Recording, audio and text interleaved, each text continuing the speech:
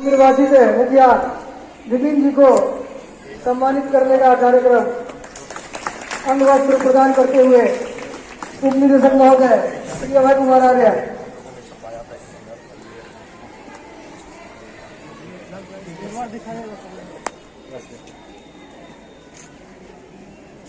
तमाम अतिथि खेल के प्रति काफी उत्सुक और खेल को बढ़ावा देते हैं।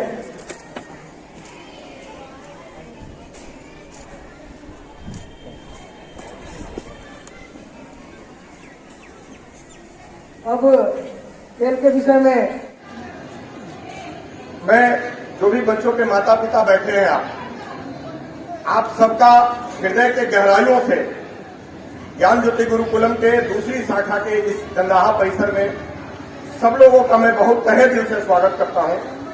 आप अभी आदरणीय विपिन सर से वही चर्चा चल रही थी। सर जो 2% वाली मैंने बात आपको कही है उसका सबूत भी सामने बैठा है। 60-70 बच्चे यहाँ बैठे हैं जिसमें से 5 या 6 बच्चे के पेरेंट्स हमारे साथ हैं। यही स्थिति है पूरे बिहार की। खेल के क्षेत्र में जो बच्चे आगे निकलना चाह रहे हैं उनके साथ कितने प्रतिशत पेरेंट्स खड़े हैं उसका सबूत आपके सामने है। आप लोगों को मेरा प्रणाम है, स्वागत भी है आपका। एक बार सभी लोग, दोनों बच्चे और सभी अतिथियों से निवेदन करूंगा कि ताली बजा के माता पिता का स्वागत करेंगे। आप लोग ही प्रेरणा देते हैं हमारे जैसे लोगों को, हमारे जैसे बच्चों को कि हम खेल के क्षेत्र में भी कुछ काम करें। आप अपने बच्चों के साथ खेल के लिए खड़े हैं, ये बहुत बड़ी बात है। ऐसे गिने चुने पेरेंट्स इस पूरे जिला में हैं। दूसरा, मैं मंचासीन सभी अतिथियों का, आप सभी को मेरा प्रणाम भी है और आप सभी का स्वागत ज्ञान ज्योति गुरुकुलम के इस परिसर में मेरी ओर से है। आपके बीच बैठे हुए अतिथियों में से एक युवा अतिथि, एक कवि ने सर एक लाइन लिखी थी कि है समय बड़ा बलवान प्रबल, है समय बड़ा बलवान प्रबल पर्वत छुप जाया करते हैं, है समय नदी की बाढ़ जिसमें सब बह जाया करते हैं। अक्सर लोग इस दुनिया के समय के चक्कर में चक्कर ही खाया करते हैं। कुछ लोग ही ऐसे होते हैं इतिहास बनाया करते हैं। तो ऐसे इतिहास बनाने वाले एक परम पुरुषार्थी और सहज व्यक्तित्व के धनी श्रीमान विपिन सर हमारे बीच बैठे हैं। पर जोर से ताली बजा के इनका अभिनंदन हम सभी करेंगे। देखो, जब हम बिहार के लोग हैं, हमारा जब टोन होता है ना हिंदी में, हमारी संस्कृति को दर्शाता है। बिहारी कभी भी मैं नहीं बोलता, हम मैं के जगह पे हम शब्द का यूज करते हैं। हम मतलब हम सभी, ये हमारा है, हम ऐसा बोलते हैं। ये मेरा है, बिहारी नहीं बोलता। व्यक्तिगत तौर पे हम कुछ नहीं लेते हैं, हमारा ये संस्कार है बिहारियों का। बाहर के जो लोग हैं, बिहार के स्टेट से बाहर के लोग इस टोन को लेकर कभी कभी मजाक उड़ाते हैं। 3 लोगों का मैं अभी नाम लूंगा, चौथा व्यक्ति तो हमारे सामने है जिन्होंने ये साबित किया है। ध्यान से सुनना बच्चों, आपके खेल के क्षेत्र की ही मैं बात कर रहा हूं। जिन्होंने ये साबित किया है कि आपका पोटेंशियल, आपके अंदर जो आपकी क्षमता है, जो एक ऐसी क्षमता जो ईश्वर ने आपको दे के इस धरती पे भेजा है, उसको कोई माने नहीं रखता है कि आप किस घर में जन्म लिए हैं, किस समाज में जन्म लिए हैं, आपको कैसे बोलने आता है, आप कितना पढ़े लिखे हैं। आपकी सब आपके टैलेंट के नीचे दब जाता है। आपका टैलेंट अगर सच्चा है तो लोग कहते हैं कि एक अच्छा बोलने वाला व्यक्ति जिसके टोन में खड़ी हिंदी हो, जिसके भाषा में सॉफ्टनेस हो, वो बहुत कुछ कर सकता है।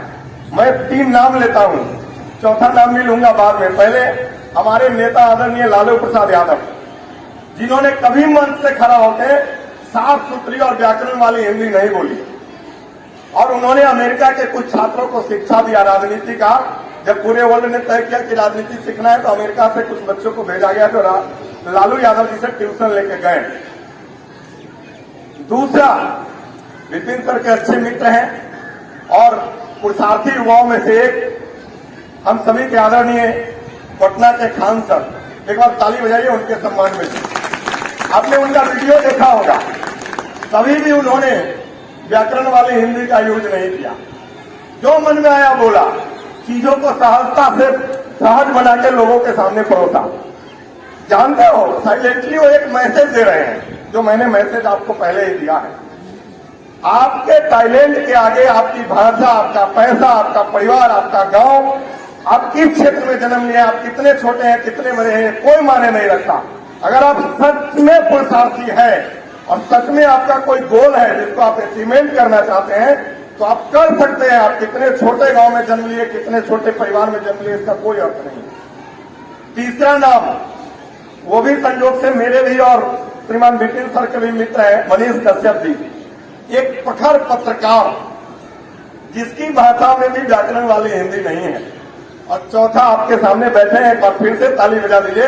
पहले बार मैंने किसी टीचर को देखा जो क्लासों में एंट्री करता है तो गाना गाते हुए एंट्री करता है, बच्चों का आधा फ्रस्ट्रेशन तो वहीं पे खत्म हो जाता है। और एक बार मैंने एक वीडियो में सुना था, सर कह रहे थे कि आज मैथ पढ़ाऊंगा नहीं, आज हम लोग मैथ से खेलेंगे।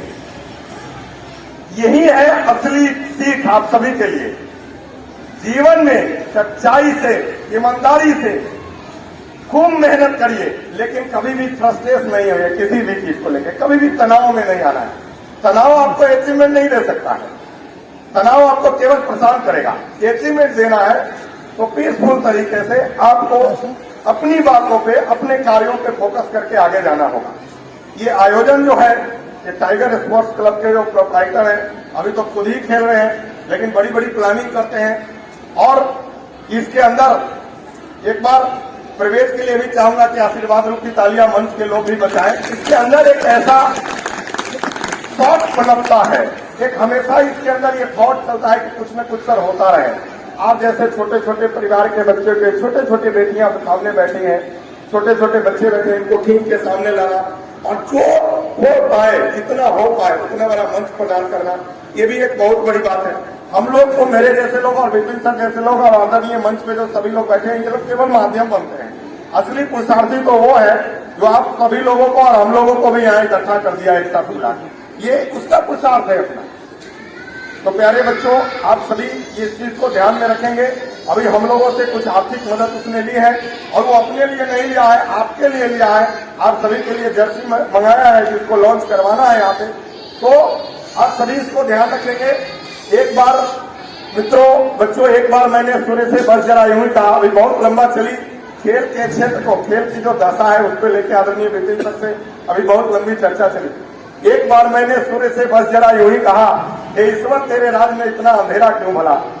इन लोगों को पता चलता होगा कि खेल का क्षेत्र कितना अंधेरा से भरा पड़ा है। एक बार मैंने सूर्य से बस जरा यूं ही कहा, हे ईश्वर तेरे राज में इतना अंधेरा क्यों भला। तम तमाकर बोध हारा, मैं अकेला क्या करूं। तुम बेफिक्रों के खातिर मैं भला कब तक लड़ूं। अरे आकाश की आराधना के चक्करों में मत पड़ो, है घटा घनघोर, थोड़ा मैं लड़ूं थोड़ा तुम लड़ो। साथ में मिलके अगर आपके क्षमताओं का पोषक होगा तो निश्चित रूप से आप आगे जाएंगे। मैं पुनः आप सभी को धन्यवाद और आशीर्वाद देता हूं। आपके माता पिता को पुनः प्रणाम करता हूं कि अपने बच्चों के किसी भी टैलेंट के साथ इसी तरह खड़ा रहिए। हर एक टैलेंट अचीवमेंट देता है। जरूरी नहीं है कि दुनिया का सारा बच्चा पढ़ के कलेक्टर, इंजीनियर, डॉक्टर ही बनेगा, कोई सचिन तेंदुलकर भी बनेगा। हमने इस दुनिया को क्रिकेट का भगवान दिया है और वो भगवान नौवीं फेल है, ये जान लीजिए। एक प्रोफेसर का बेटा हमने उठता है और बल्ला संभालता है और उसके माँ बाप, उसके कोच उसके साथ खड़े होते हैं और वो क्रिकेट का गॉड कहलाता है। एक छोटा सा व्यक्ति रामेश्वरम में पैदा हुआ, पेपर बेचते बेचते दुनिया का सबसे बड़ा साइंटिस्ट बना। हम सभी के आदर्श अमर हुतात्मा अब्दुल कलाम साहब। ये ऐसे कितने उदाहरण इस देश में है, छोटे छोटे उदाहरण है, जो छोटे परिवार से निकल के बहुत बड़ा बड़ा काम किया और विश्व के पटल पे अपने को स्थापित किया है। हम झोपड़ी में अगर पैदा लिए हैं तो कुछ बड़ा करने के लिए पहला सर्टिफिकेट ईश्वर ने हमें दे दिया है। क्योंकि जितनी भी बड़ी क्रांतियां हुई है, अब ध्यान से इतिहासों को पढ़ना, सबके साथ एक चीज कॉमन रहा है कि वे सबके सब किसी न किसी झोपड़ी में पैदा हुए थे। कोई महल में पैदा लेके आज तक क्रांति नहीं किया। तो आपको ऐसा फील अगर होता है कि हम छोटे गांव से हैं, छोटे जिला से हैं, छोटे राज्य से हैं, छोटे परिवार से हैं, तो दिमाग से ये बात तुरंत का तुरंत निकाल दीजिए। ईश्वर ने आपको पहला प्रमाण पत्र दे दिया है कि उठो बेटा, करो, कुछ आगे निकलो और बड़ा करके दिखाओ। आप अपने पोटेंशियल पे, अपनी क्षमताओं पे काम करें। मैं इस पूरे मंच की ओर से और पूरे जिला की ओर से आपको आश्वासन देता हूं कि आप जब भी हमको ऐसा लगेगा कि पूरे मंच को इस समाज को नेतृत्व देने वाले लोगों को ऐसा लगेगा कि सच में आपके अंदर कोई अद्भुत क्षमता है जिसपे आप हमारा नाम ऊंचा कर सकते हैं, इस जिले का राज्य का नाम ऊंचा कर सकते हैं। 100% आपको मैं गारंटी देता हूं, ये विद्यालय, ये पूरा समाज और मैं आपके साथ हमेशा खड़ा रहूंगा। केवल कोई भी अपने क्षमताओं पे काम करिए और जब जरूरत पड़े तो याद करिए, मैं ही नहीं खड़ा रहूंगा, पर मैं पूरे जिला को आपके पीछे लगाऊंगा, आपके साथ लगाऊंगा। ये मैं आपको आश्वासन देता हूं। आप सब लोग केवल अपनी क्षमताओं पे काम करिए। एक बार फिर से आप सभी का धन्यवाद करते हुए मैं अपनी बातों को विराम देता हूं। बहुत बहुत धन्यवाद। धन्यवाद सर।